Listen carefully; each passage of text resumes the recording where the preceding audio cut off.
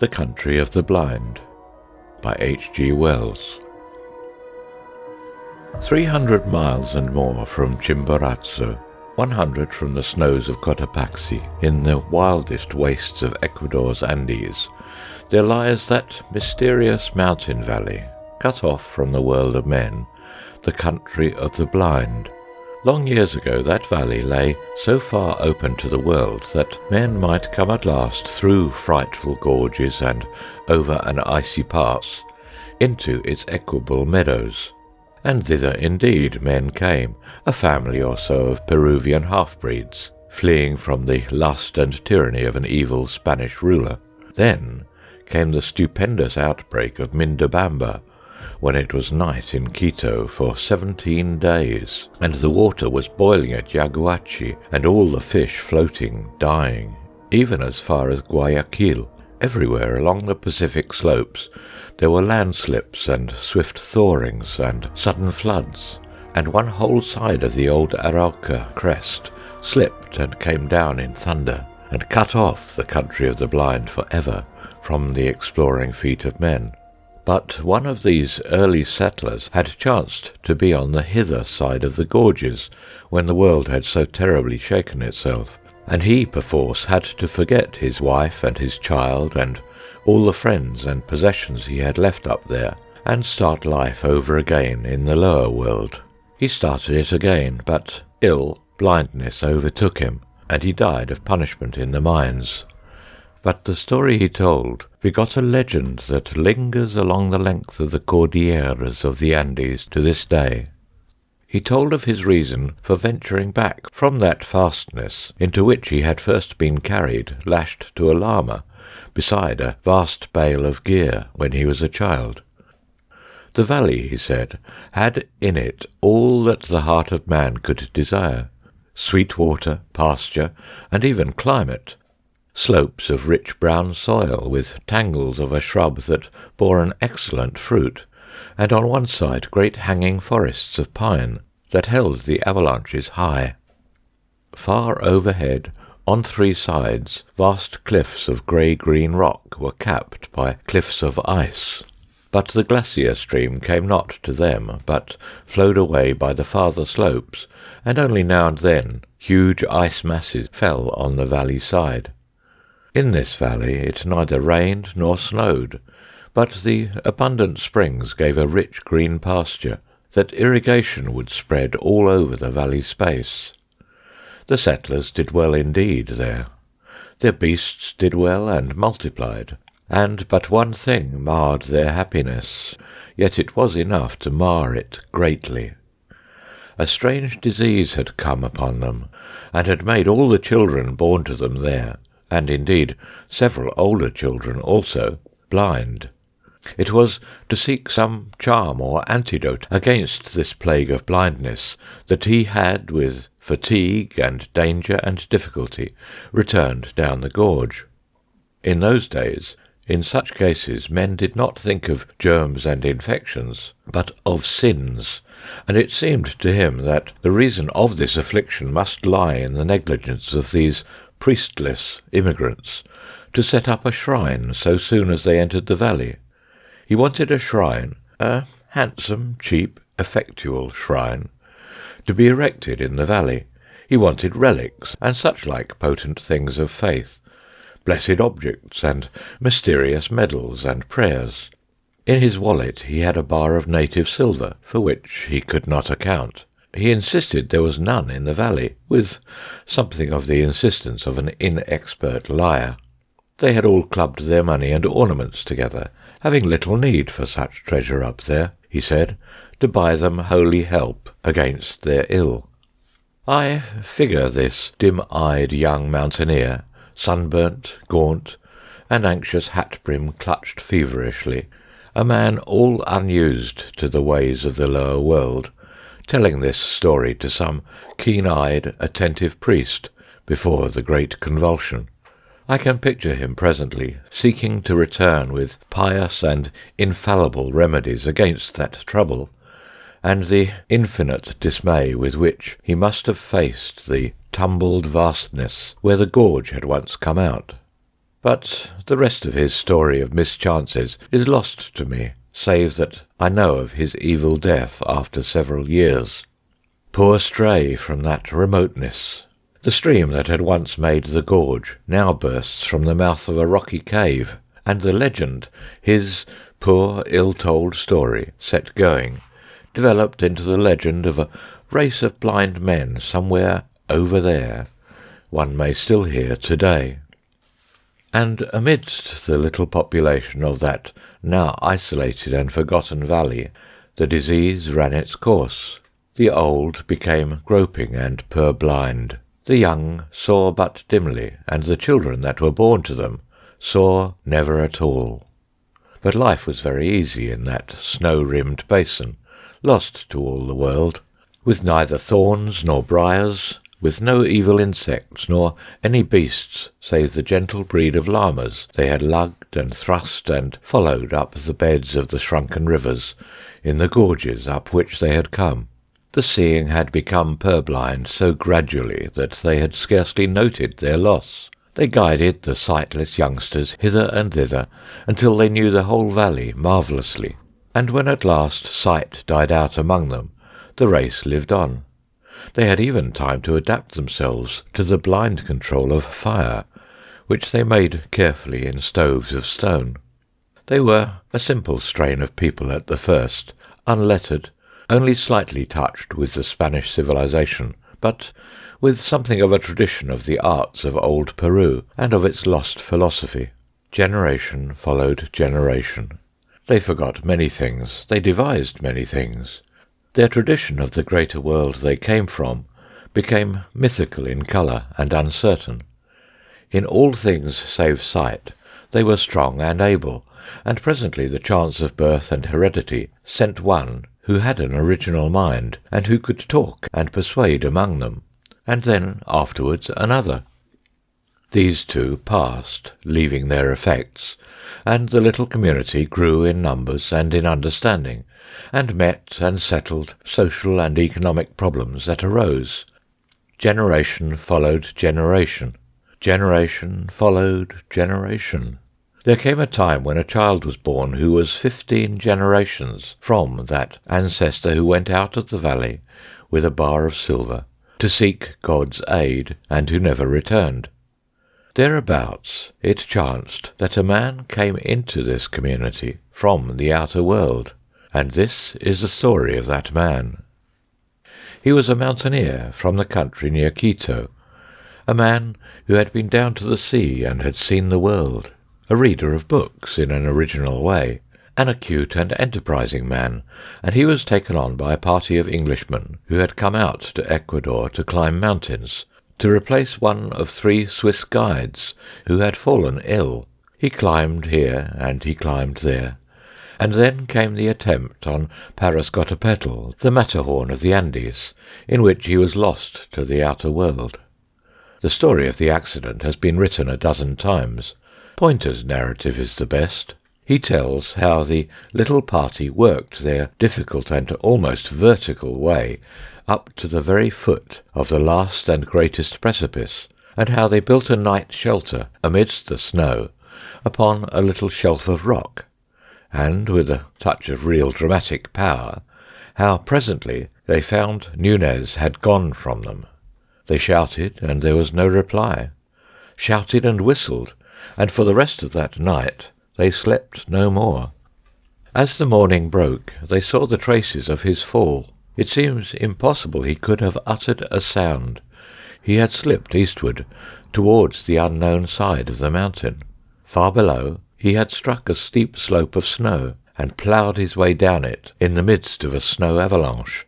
His track went straight to the edge of a frightful precipice, and beyond that everything was hidden.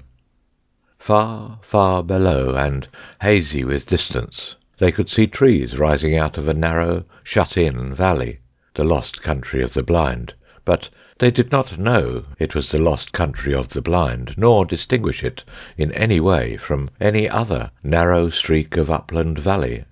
Unnerved by this disaster, they abandoned their attempt in the afternoon, and Pointer was called away to the war before he could make another attack. To this day, Parascotopetal lifts an unconquered crest, and Pointer's shelter crumbles unvisited amidst the snows. And the man who fell survived. At the end of the slope he fell 1,000 feet, and came down in the midst of a cloud of snow upon a snow slope even steeper than the one above. Down this he was whirled, stunned and insensible, but without a bone broken in his body, and then at last came to gentler slopes, and at last rolled out and lay still, buried amidst a softening heap of the white masses that had accompanied and saved him. He came to himself with a dim fancy that he was ill in bed, then realized his position with a mountaineer's intelligence, and worked himself loose, and after a rest or so, out until he saw the stars. He rested flat upon his chest for a space, wondering where he was and what had happened to him. He explored his limbs and discovered that several of his buttons were gone, and his coat turned over his head. His knife had gone from his pocket, and his hat was lost, though he had tied it under his chin. He recalled that he had been looking for loose stones to raise his piece of the shelter wall. His ice axe had disappeared. He decided he must have fallen, and looked up to see, exaggerated by the ghastly light of the rising moon, the tremendous flight he had taken. For a while he lay gazing blankly at that vast pale cliff towering above, rising moment by moment out of a subsiding tide of darkness.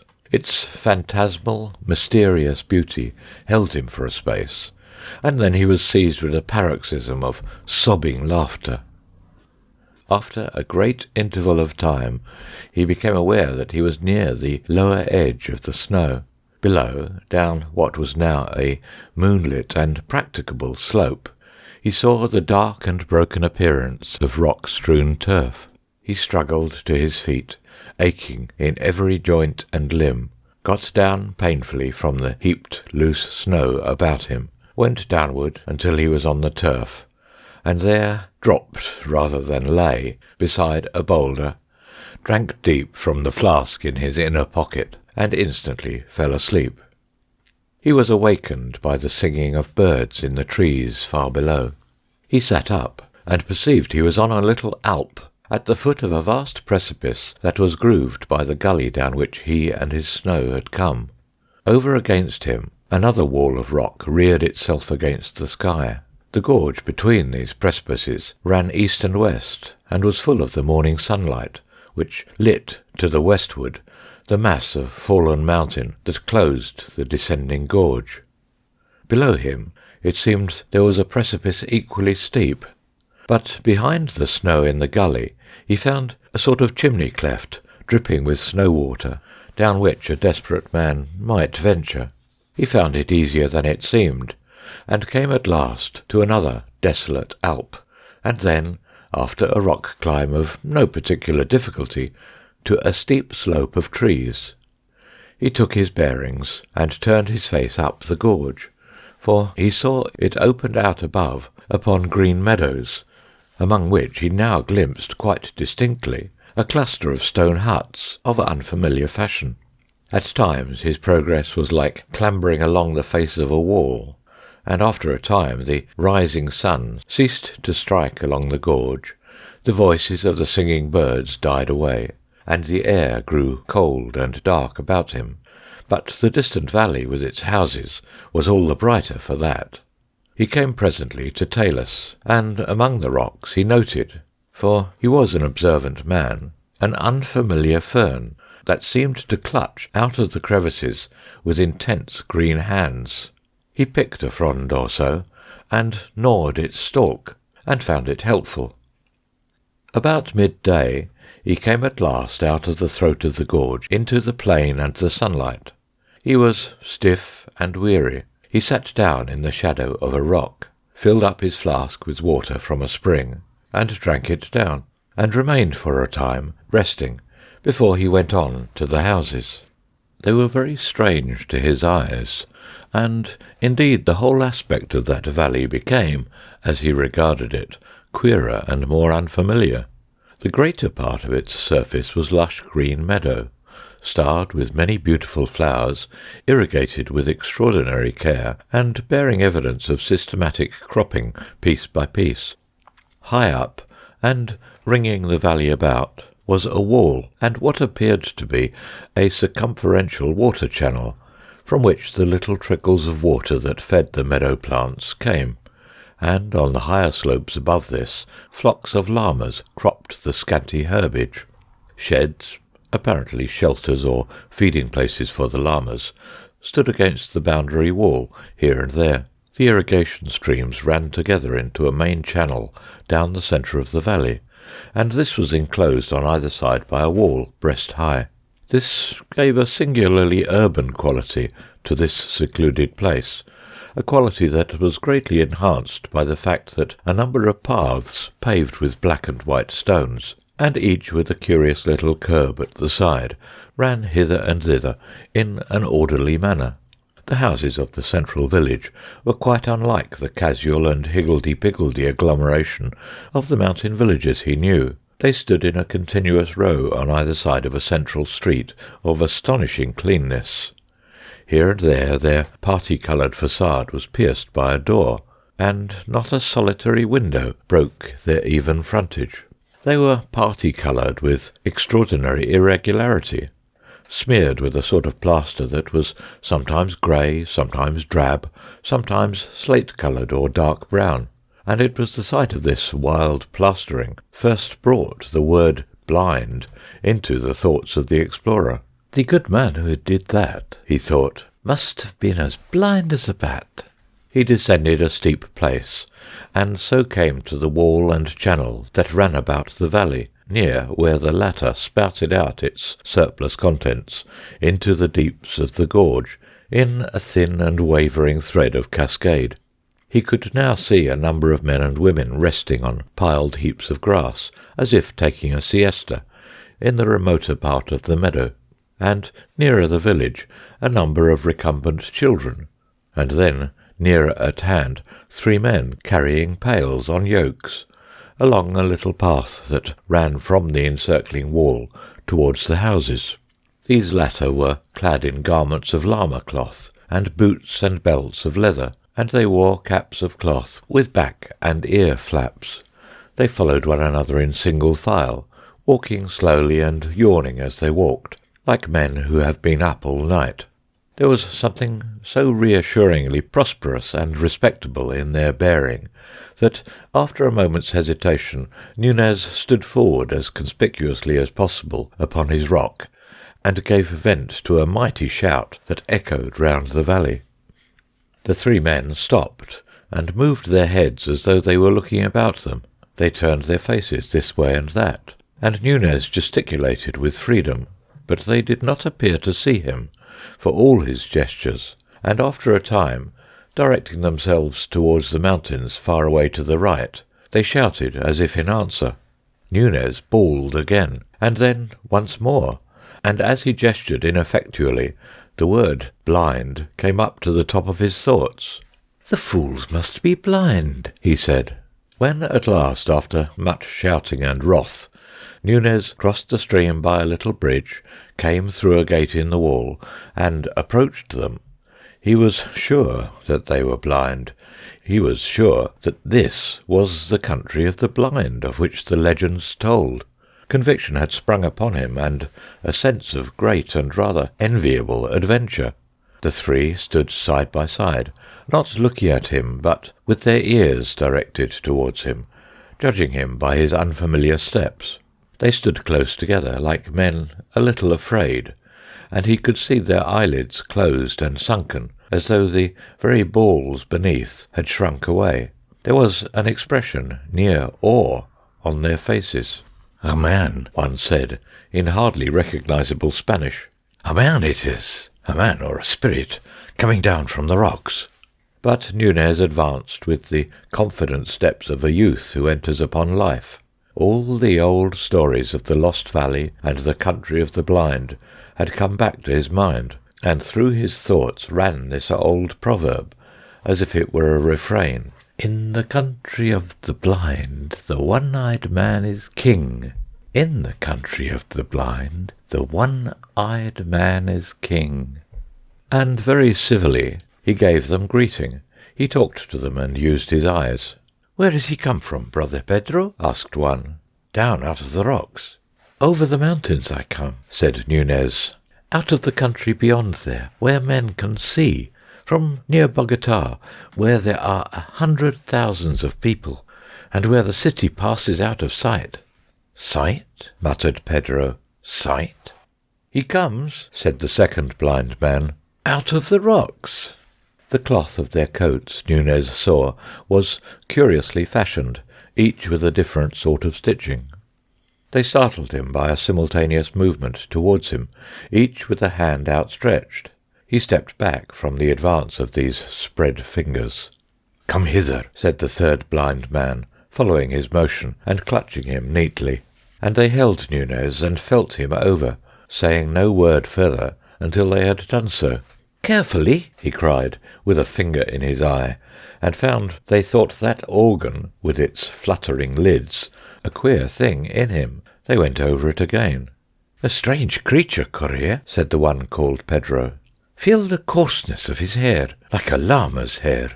"Rough he is, as the rocks that begot him," said Correa, investigating Nunez's unshaven chin with a soft and slightly moist hand. "Perhaps he will grow finer."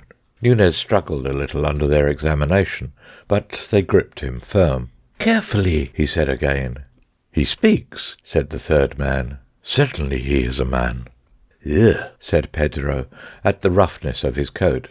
"And you have come into the world?" asked Pedro.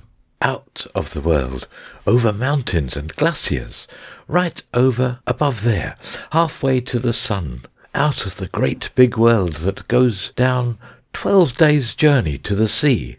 They scarcely seemed to heed him. "Our fathers have told us men may be made by the forces of nature," said Correa. "It is the warmth of things, and moisture, and rottenness. "Let us lead him to the elders," said Pedro. "Shout first," said Correa, "lest the children be afraid. This is a marvellous occasion." So they shouted, and Pedro went first, and took Nunez by the hand to lead him to the houses. He drew his hand away. "I can see," he said. "See?" said Correa. "Yes, see," said Nunez, turning towards him, and stumbled against Pedro's pail. "His senses are still imperfect," said the third blind man. "He stumbles and talks unmeaning words. Lead him by the hand." "As you will," said Nunez, and was led along, laughing. It seemed they knew nothing of sight. Well, all in good time he would teach them. He heard people shouting, and saw a number of figures gathering together in the middle roadway of the village. He found it tax his nerve and patience more than he had anticipated, that first encounter with the population of the country of the blind. The place seemed larger as he drew near to it, and the smeared plasterings queerer, and a crowd of children and men and women. The women and girls, he was pleased to note, had some of them quite sweet faces, for all that their eyes were shut and sunken, came about him, holding on to him, touching him with soft, sensitive hands, smelling at him, and listening at every word he spoke. Some of the maidens and children, however, kept aloof, as if afraid, and indeed his voice seemed coarse and rude beside their softer notes. They mobbed him. His 3 guides kept close to him with an effect of proprietorship, and said again and again, "A wild man out of the rocks." "Bogota," he said. "Bogota, over the mountain crests." "A wild man, using wild words," said Pedro. "Did you hear that? Bogota. His mind is hardly formed yet. He has only the beginnings of speech." A little boy nipped his hand. "Bogota," he said mockingly. "Aye, a city to your village. I come from the great world where men have eyes and see." "His name's Bogota," they said. "He stumbled," said Correa. "Stumbled twice as we came hither." "Bring him to the elders." And they thrust him suddenly through a doorway into a room as black as pitch, save at the end there faintly glowed a fire. The crowd closed in behind him and shut out all but the faintest glimmer of day, and before he could arrest himself he had fallen headlong over the feet of a seated man. His arm, outflung, struck the face of someone else as he went down. He felt the soft impact of features and heard a cry of anger, and for a moment he struggled against a number of hands that clutched him. It was a one-sided fight. An inkling of the situation came to him, and he lay quiet. "I fell down," he said. "I couldn't see in this pitchy darkness." There was a pause, as if the unseen persons about him tried to understand his words. Then the voice of Korea said, "He is but newly formed. He stumbles as he walks, and mingles words that mean nothing with his speech."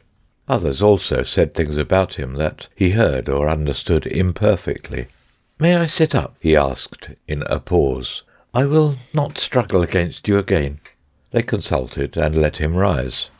The voice of an older man began to question him, and Nunez found himself trying to explain the great world out of which he had fallen, and the sky and mountains, and sight and such like marvels, to these elders who sat in darkness in the country of the blind.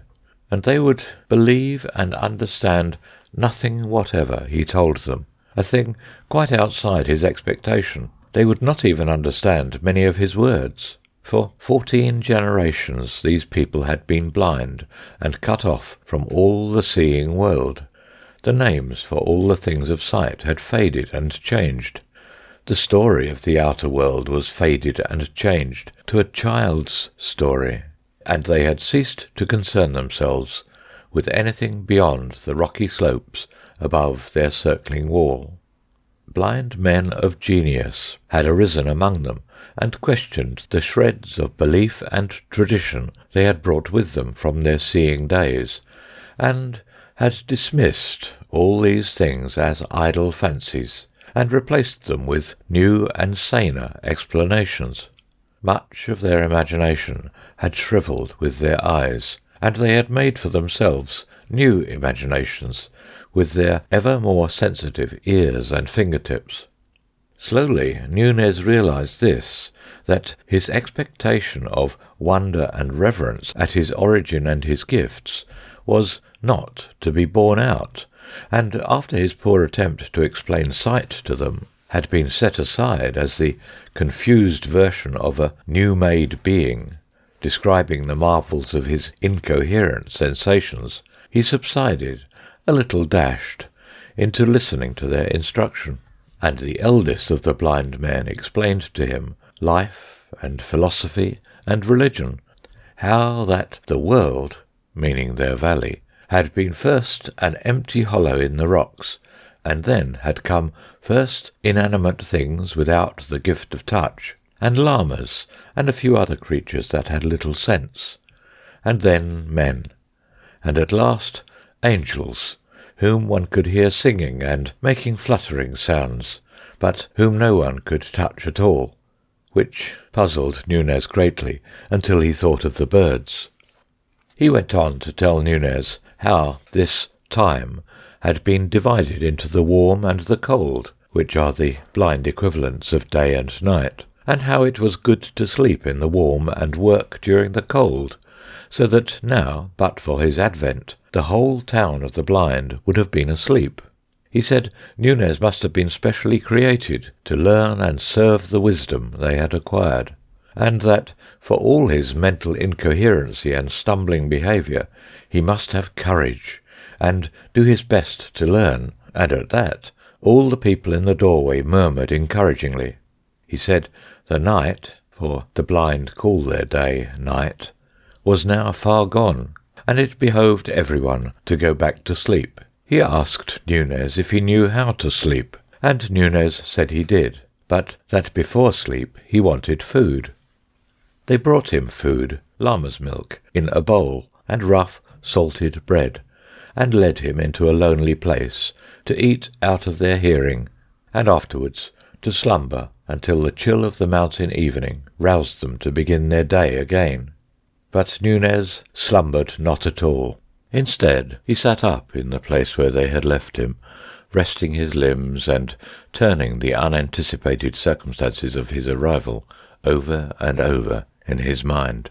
Every now and then he laughed, sometimes with amusement and sometimes with indignation. "Unformed mind," he said.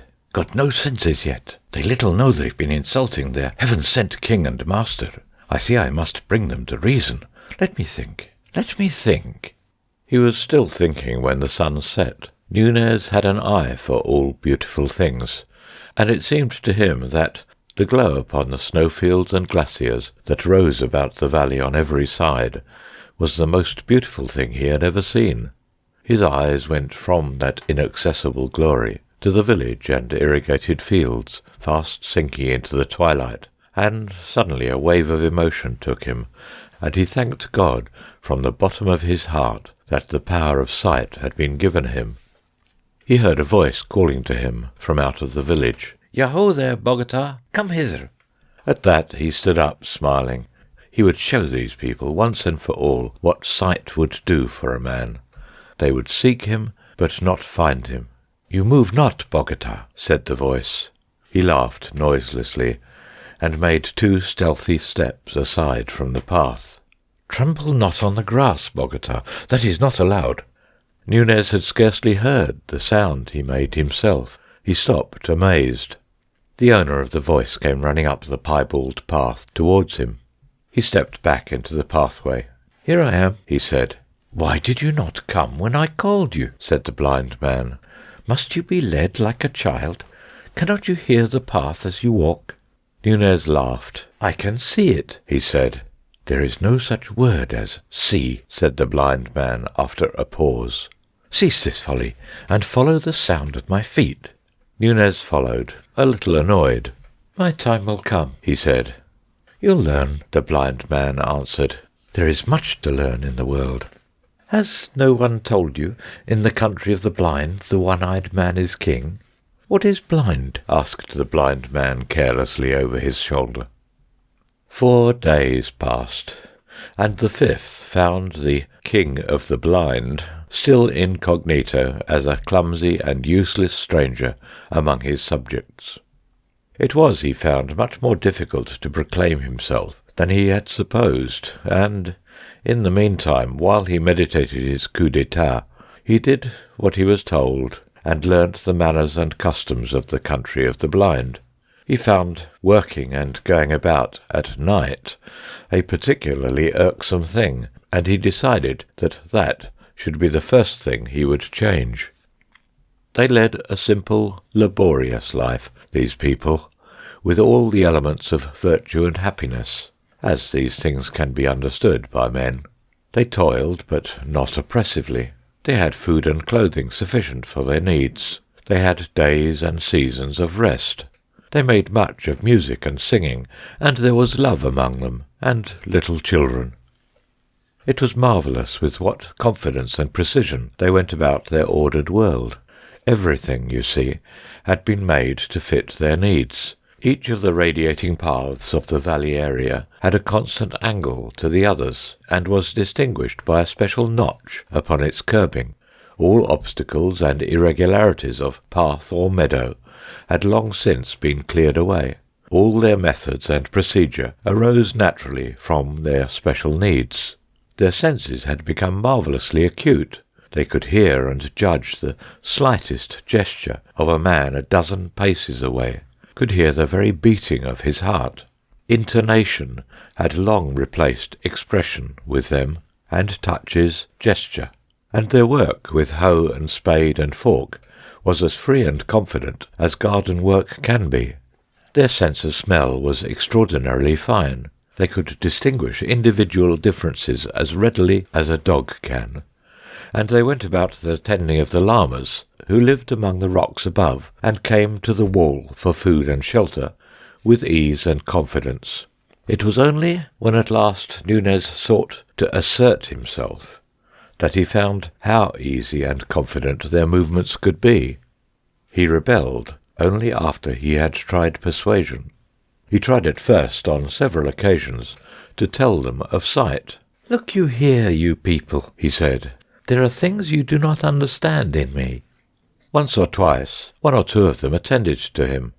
They sat with faces downcast and ears turned intelligently towards him, and he did his best to tell them what it was to see. Among his hearers was a girl with eyelids less red and sunken than the others, so that one could almost fancy she was hiding eyes, whom especially he hoped to persuade.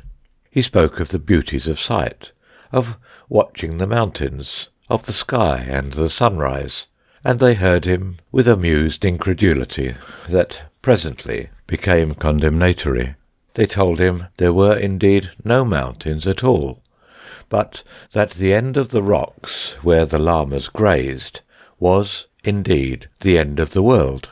Thence sprang a cavernous roof of the universe, from which the dew and the avalanches fell. And when he maintained stoutly the world had neither end nor roof, such as they supposed, they said his thoughts were wicked. So far as he could describe sky and clouds and stars to them, it seemed to them a hideous void, a terrible blankness, in the place of the smooth roof to things in which they believed. It was an article of faith with them that the cavern roof was exquisitely smooth to the touch. He saw that in some manner he shocked them, and gave up that aspect of the matter altogether, and tried to show them the practical value of sight. One morning he saw Pedro in the path called 17, and coming towards the central houses, but still too far off for hearing or scent, and he told them as much. In a little while, he prophesied, Pedro will be here. An old man remarked that Pedro had no business on path 17, and then, as if in confirmation, that individual, as he drew near, turned and went transversely into path 10, and so back with nimble paces towards the outer wall. They mocked Nunez when Pedro did not arrive, and afterwards when he asked Pedro questions to clear his character, Pedro denied and outfaced him, and was afterwards hostile to him. Then he induced them to let him go a long way up the sloping meadows towards the wall with one complacent individual, and to him he promised to describe all that happened among the houses. He noted certain goings and comings, but the things that really seemed to signify to these people happened inside of or behind the windowless houses, the only things they took note of to test him by, and of these he could see or tell nothing. And it was after the failure of this attempt, and the ridicule they could not repress, that he resorted to force. He thought of seizing a spade and suddenly smiting one or two of them to earth, and so in fair combat showing the advantage of eyes. He went so far with that resolution as to seize his spade, and then he discovered a new thing about himself, and that was that it was impossible for him to hit a blind man in cold blood. He hesitated, and found them all aware that he had snatched up the spade. They stood alert, with their heads on one side, and bent ears towards him for what he would do next. "Put that spade down," said one, and he felt a sort of helpless horror. He came near obedience. Then he thrust one backwards against a house wall, and fled past him and out of the village. He went athwart one of their meadows, leaving a track of trampled grass behind his feet, and presently sat down by the side of one of their ways. He felt something of the buoyancy that comes to all men in the beginning of a fight, but more perplexity. He began to realize that you cannot even fight happily with creatures who stand upon a different mental basis to yourself. Far away he saw a number of men carrying spades and sticks come out of the street of houses and advance in a spreading line along the several paths towards him. They advanced slowly, speaking frequently to one another, and ever and again the whole cordon would halt and sniff the air and listen. The first time they did this, Nunez laughed, but afterwards he did not laugh. One struck his trail in the meadow grass, and came stooping and feeling his way along it. For 5 minutes he watched the slow extension of the cordon, and then his vague disposition to do something forthwith became frantic. He stood up, went a pace or so towards the circumferential wall, turned, and went back a little way. There they all stood in a crescent, still and listening. He also stood still, gripping his spade very tightly in both hands. Should he charge them? The pulse in his ears ran into the rhythm of "In the country of the blind, the one-eyed man is king." Should he charge them? He looked back at the high and unclimbable wall behind, unclimbable because of its smooth plastering, but withal pierced with many little doors, and at the approaching line of seekers. Behind these, others were now coming out of the street of houses. Should he charge them? "Bogota!" called one. "Bogota, where are you?" He gripped his spade still tighter and advanced down the meadows towards the place of habitations, and directly he moved they converged upon him.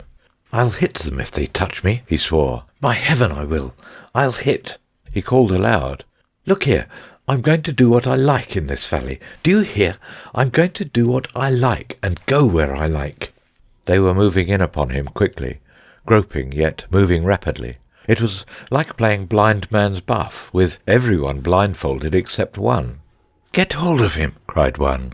He found himself in the arc of a loose curve of pursuers. He felt suddenly he must be active and resolute. "You don't understand," he cried, in a voice that was meant to be great and resolute, and which broke. "You are blind, and I can see. Leave me alone. Bogota, put down that spade and come off the grass." The last order, grotesque in its urban familiarity, produced a gust of anger. "I'll hurt you," he said, sobbing with emotion. "By heaven, I'll hurt you. Leave me alone." He began to run, not knowing clearly where to run. He ran from the nearest blind man because it was a horror to hit him. He stopped, and then made a dash to escape from their closing ranks. He made for where a gap was wide, and the men on either side, with a quick perception of the approach of his paces, rushed in on one another. He sprang forward, and then saw he must be caught, and swish! The spade had struck. He felt the soft thud of hand and arm, and the man was down with a yell of pain, and he was through, and then he was close to the street of houses again, and blind men whirling spades and stakes were running with a sort of reasoned swiftness hither and thither. He heard steps behind him, just in time, and found a tall man rushing forward and swiping at the sound of him. He lost his nerve, hurled his spade a yard wide at his antagonist, and whirled about and fled, fairly yelling as he dodged another. He was panic-stricken. He ran furiously to and fro, dodging when there was no need to dodge, and in his anxiety to see on every side of him at once, stumbling. For a moment he was down, and they heard his fall. Far away, in the circumferential wall, a little doorway looked like heaven, and he set off in a wild rush for it. He did not even look round at his pursuers until it was gained, and he had stumbled across the bridge, clambered a little way among the rocks, to the surprise and dismay of a young llama who went leaping out of sight, and lay down sobbing for breath. And so his coup d'etat came to an end. He stayed outside the wall of the Valley of the Blind for 2 nights and days without food or shelter, and meditated upon the unexpected.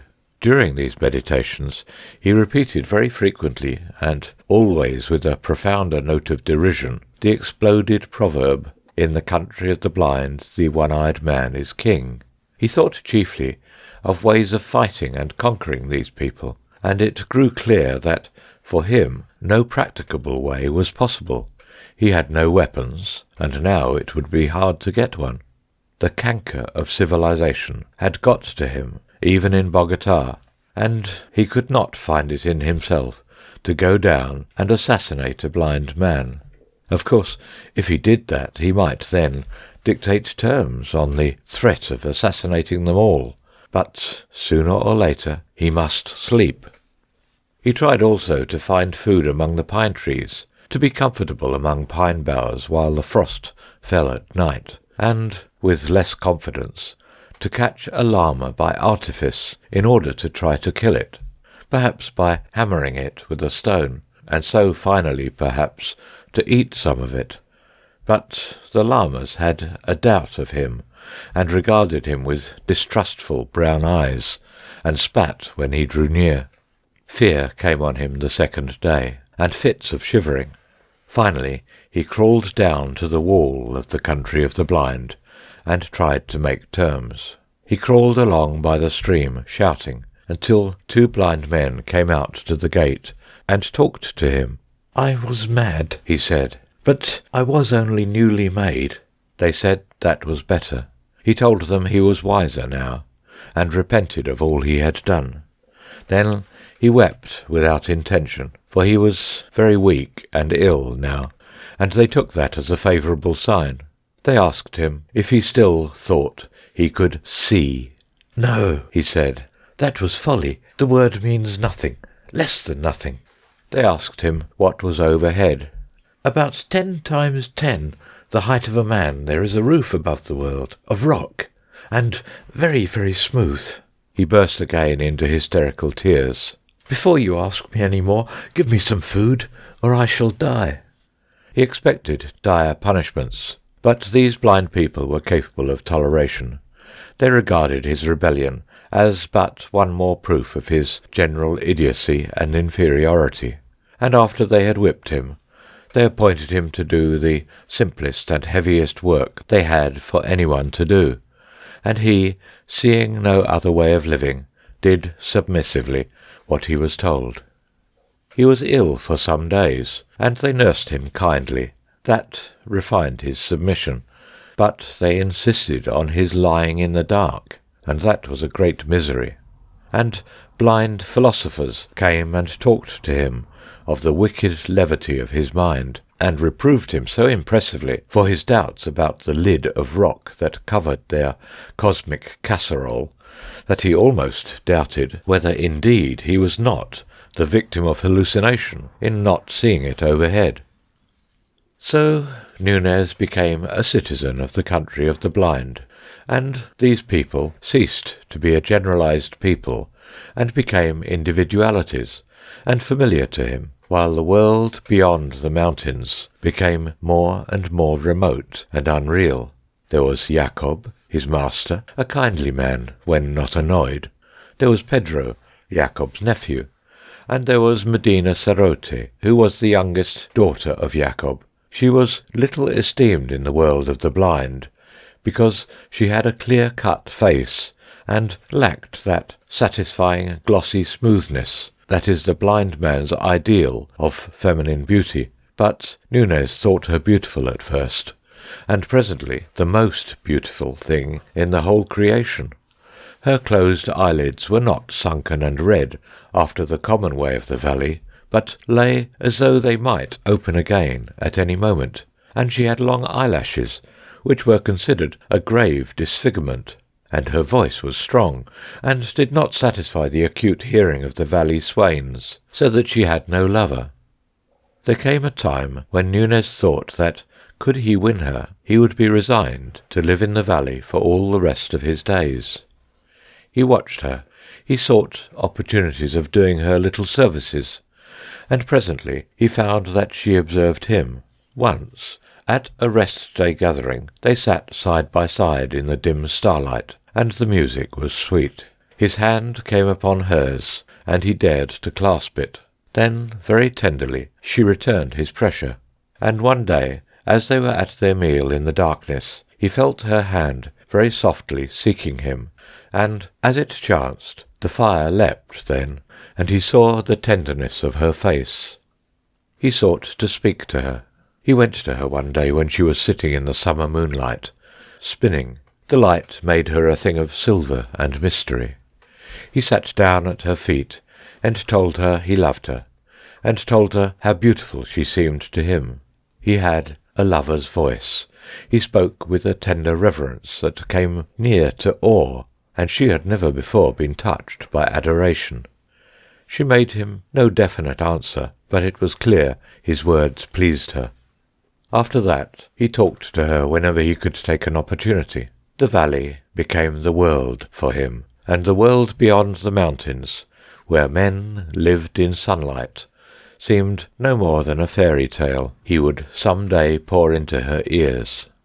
Very tentatively and timidly he spoke to her of sight. Sight seemed to her the most poetical of fancies, and she listened to his description of the stars and the mountains, and her own sweet, white-lit beauty, as though it was a guilty indulgence. She did not believe, she could only half understand, but she was mysteriously delighted, and it seemed to him that she completely understood. His love lost its awe and took courage. Presently he was for demanding her of Yacob and the elders in marriage, but she became fearful and delayed, and it was one of her elder sisters who first told Yacob that Medina Sarote and Nunez were in love. There was, from the first, very great opposition to the marriage of Nunez and Medina Sarote, not so much because they valued her, as because they held him as a being apart, an idiot, incompetent thing, below the permissible level of a man. Her sisters opposed it bitterly, as bringing discredit on them all, and old Yacob, though he had formed a sort of liking for his clumsy, obedient serf, shook his head and said the thing could not be. The young men were all angry at the idea of corrupting the race, and one went so far as to revile and strike Nunez. He struck back. Then, for the first time, he found an advantage in seeing, even by twilight, and after that fight was over, no one was disposed to raise a hand against him, but they still found his marriage impossible. Old Yacob had a tenderness for his last little daughter, and was grieved to have her weep upon his shoulder. "You see, my dear, he's an idiot. He has delusions. He can't do anything right." "I know," wept Medina Sarote, "but he's better than he was. He's getting better. And he's strong, dear father, and kind, stronger and kinder than any other man in the world. And he loves me, and, father, I love him." Old Yacob was greatly distressed to find her inconsolable, and besides, what made it more distressing, he liked Nunez for many things. So he went and sat in the windowless council chamber with the other elders, and watched the trend of the talk, and said at the proper time, "He's better than he was. Very likely some day we shall find him as sane as ourselves." Then afterwards one of the elders, who thought deeply, had an idea. He was the great doctor among these people, their medicine man, and he had a very philosophical and inventive mind, and the idea of curing Nunez of his peculiarities appealed to him. One day, when Yacob was present, he returned to the topic of Nunez. "I have examined Bogota," he said, "and the case is clearer to me. I think very probably he might be cured." "That is what I have always hoped," said old Yacob. "His brain is affected," said the blind doctor. The elders murmured assent. "Now, what affects it?" "Ah," said old Yacob. "This," said the doctor, answering his own question. "Those queer things that are called the eyes, and which exist to make an agreeable soft depression in the face, are diseased, in the case of Bogota, in such a way as to affect his brain. They are greatly distended. He has eyelashes, and his eyelids move, and consequently his brain is in a state of constant irritation and distraction." "Yes," said old Yacob. "Yes? And I think I may say with reasonable certainty that in order to cure him completely, all that we need do is a simple and easy surgical operation, namely to remove these irritant bodies." "And then he will be sane?"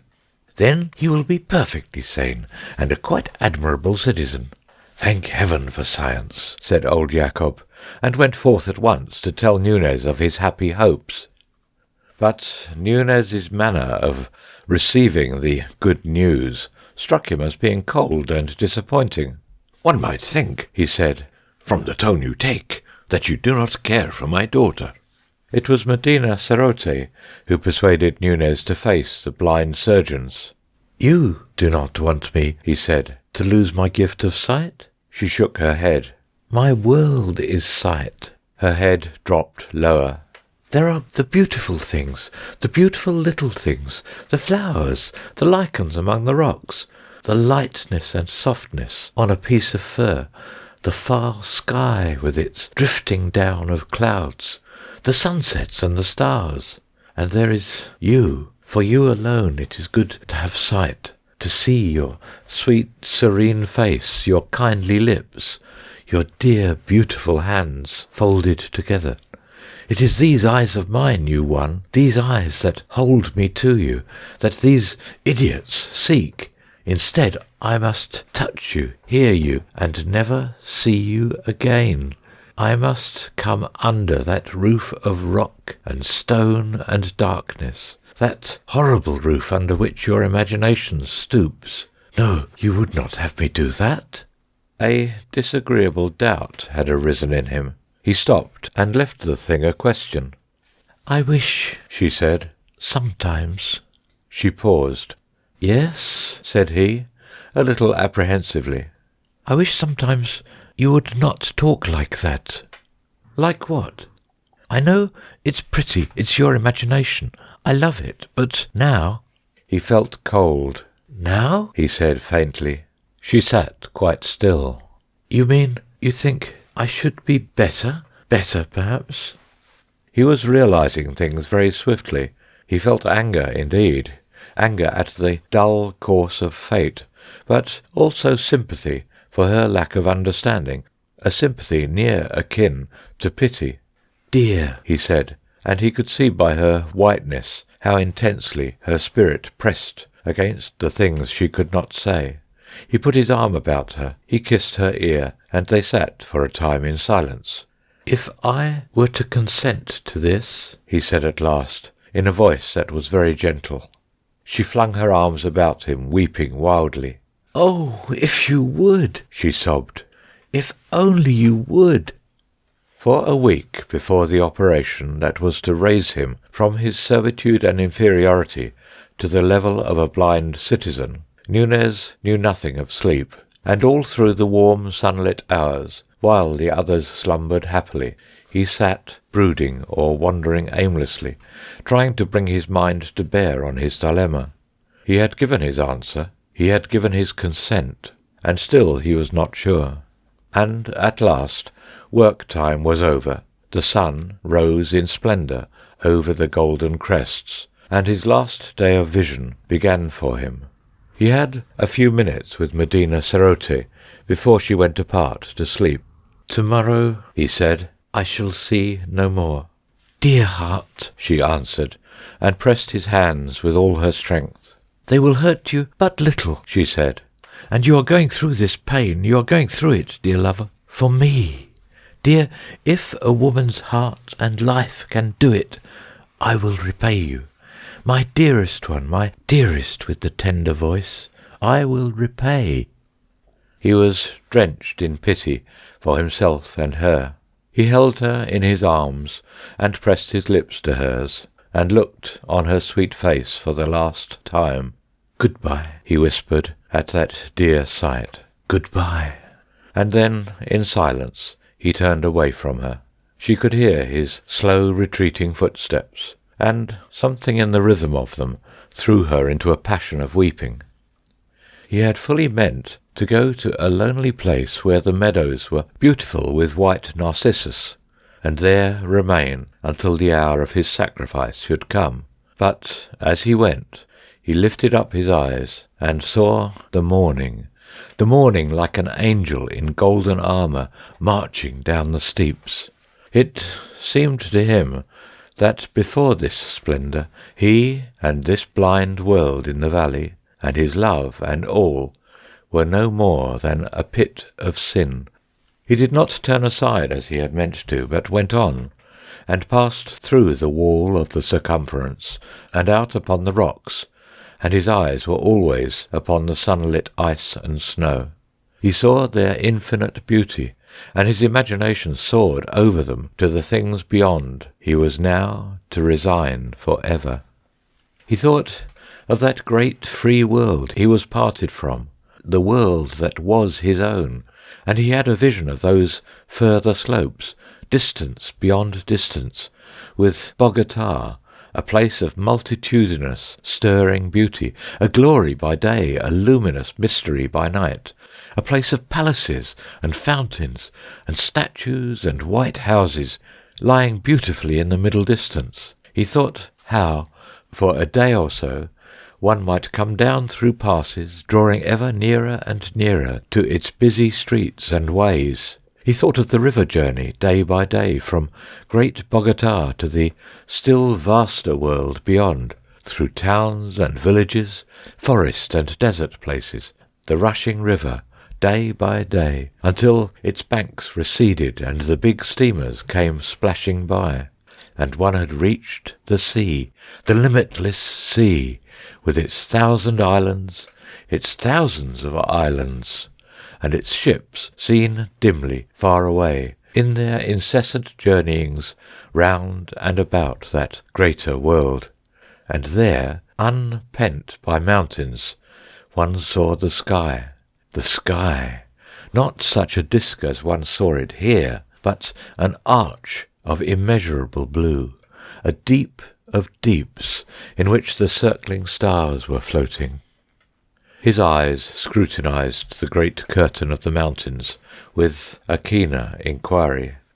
For example, if one went so up that gully and to that chimney there, then one might come out high among those stunted pines that ran round in a sort of shelf, and rose still higher and higher as it passed above the gorge. And then that talus might be managed. Thence perhaps a climb might be found to take him up to the precipice that came below the snow. And if that chimney failed, then another, farther to the east, might serve his purpose better. And then one would be out upon the amber-lit snow there, and half-way up to the crest of those beautiful desolations.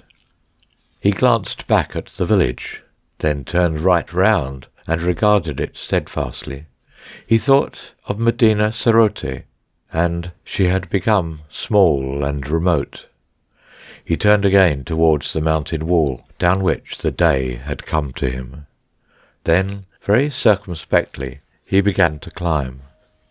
When sunset came, he was no longer climbing, but he was far and high. He had been higher, but he was still very high. His clothes were torn, his limbs were blood-stained, he was bruised in many places, but he lay as if he were at his ease, and there was a smile on his face. From where he rested, the valley seemed as if it were in a pit, and nearly a mile below. Already it was dim with haze and shadow, though the mountain summits around him were things of light and fire. The mountain summits around him were things of light and fire, and the little details of the rocks near at hand were drenched with subtle beauty. A vein of green mineral piercing the grey, the flash of crystal faces here and there, a minutely beautiful orange lichen close beside his face. There were deep, mysterious shadows in the gorge, blue deepening into purple, and purple into a luminous darkness, and overhead was the illimitable vastness of the sky. But he heeded these things no longer, and lay quite inactive there, smiling as if he were satisfied merely to have escaped from the valley of the blind, in which he had thought to be king. The glow of the sunset passed, and the night came, and still he lay, peacefully contented, under the cold, clear stars. End of The Country of the Blind. Read by Peter Yearsley.